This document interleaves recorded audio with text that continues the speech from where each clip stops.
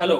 आज मेरे साथ हैं श्याम शर्मा, जिनका ऑस्ट्रेलिया का वीज़ा आया है और रिसेंटली अप्रूव हुआ है जुलाई इनटेक के लिए कैनबरा यूनिवर्सिटी के लिए। तो आज हम इनसे बात करेंगे इनकी journey through out visa processing, और उससे पहले जो माइंड में एक स्टूडेंट के बहुत सारा फ़ियर होता है, डाउट्स होते हैं कि मेरा वीज़ा लगेगा, नहीं लगेगा, प्रोसेस कैसी रहेगी, गाइडेंस अच्छी मिलेगी या नहीं मिलेगी। बिकॉज़ ऑस्ट्रेलिया अगेन एक बहुत लेंथी और कॉम्प्लिकेटेड प्रोसेस है, जहाँ पर बहुत एक्सपर्टीज़ की नीड लगती है, बहुत सारा डॉक्यूमेंटेशन, और उसके साथ-साथ बच्चे का बहुत सारा पेशेंस चाहिए होता है। बिकॉज़ जब हम घर से चलते हैं एक वीज़ा की सोच को लेके, तो ये सोचते हैं कि आज हम फाइल देंगे, शायद 2-4 दिन, हफ्ते में वीज़ा आ जाएगा और अप्लाई कर जाएँगे। बिकॉज़ बीइंग अ स्टूडेंट हम एक्साइटेड होते हैं। तो आज हम इनसे बात करते हैं कि इनकी जर्नी कैसे रही।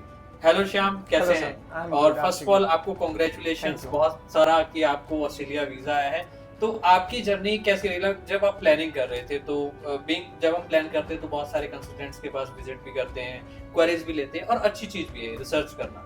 तो आप कुछ मुझे स्टार्टिंग से बताइए अपनी जर्नी के बारे देखिए, आज जहाँ पर मैं बैठा हूँ, ये एक वो एग्जांपल है कि कैसे एक थॉट आपका कैसे एक जर्नी में कन्वर्ट होता है। सबसे पहली चीज़, मेरी ये जर्नी लगभग 1 साल, सवा साल पहले शुरू हुई थी।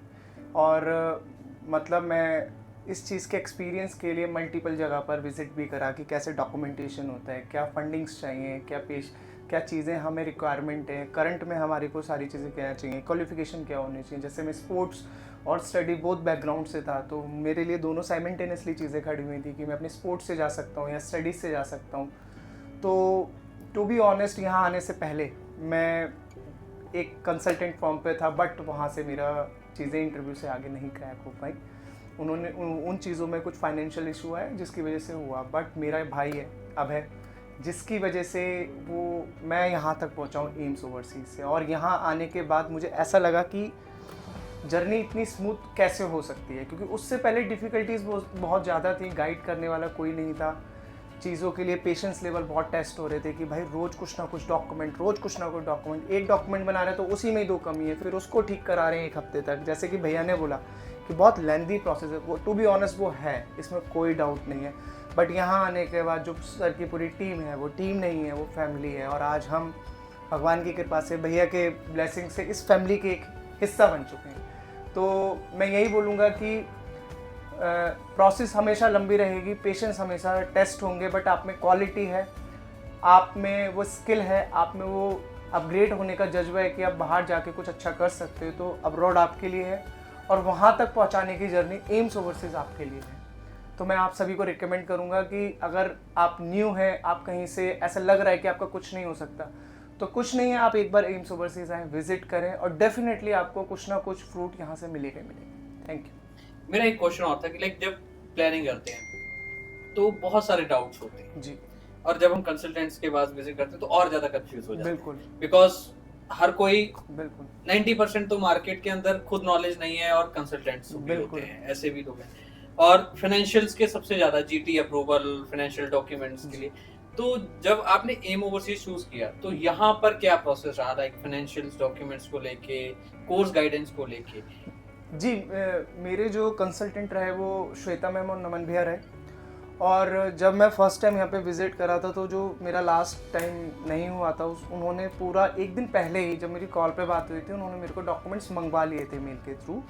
और उन्होंने बोला था कि जब हम आपको कॉल करेंगे तब आप विज़िट करना, जिससे कि हम आपकी प्रोफाइल को कम्प्लीटली असेसमेंट में ले लें और सारी चीज़ों को देख लें कि प्रॉब्लम कहाँ है। तो करीबन 1.5 दिन उन्होंने बताया था कि हमने आपके प्रोफाइल को पूरा असेसमेंट में लिया है।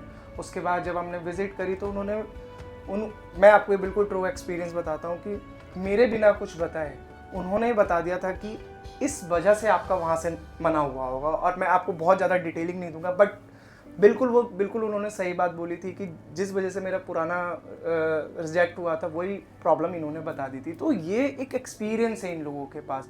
उसके बाद उन सारे फॉल्ट्स को हटा के नई सिरे से चीज़ें कैसे कर सकते थे, बैंक के सपोर्ट को हमें कैसा लेना है, बैंक के सपोर्ट के लिए फॉर्मेट्स क्या क्या चाहिए, एक सिंगल फॉर्मेट इन लोगों ने दिया। और सबसे बड़ी बात कि ना तो मैंने 2 बजे फ़ोन करते हुए झिझकाऊँ, और ऑफिस आप 5 बजे खत्म होता, मेरी 6 बजे मैम लोगों से बात हुई। उन्होंने कभी मुझे ऐसा रियलाइज़ नहीं होने दिया कि हम एक क्लाइंट हैं। उन्होंने हमेशा एक फैमिली ट्रीट करा।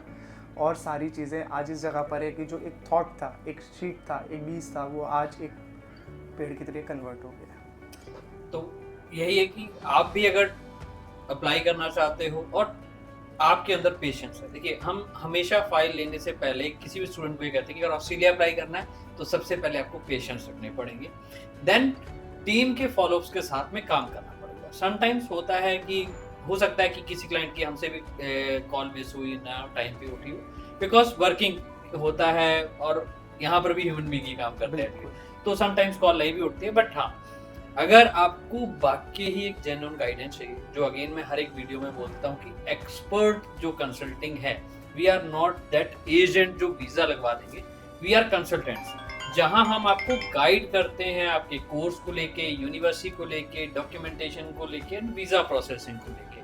तो अगर आपको एक प्रॉपर कंसल्टिंग चाहिए, थ्रू आउट प्रॉपर प्लान चाहिए to get an visa, then उसके आफ्टर क्या होगा, तो आप जरूर हमारी किसी भी ब्रांच में विजिट कीजिए। आपको वहां पर एक्सपर्ट काउंसलर्स ही मिलेंगे जो आपको इजीली गाइड कर पाएंगे और होपफुली आपका वीजा भी लगवा पाएंगे।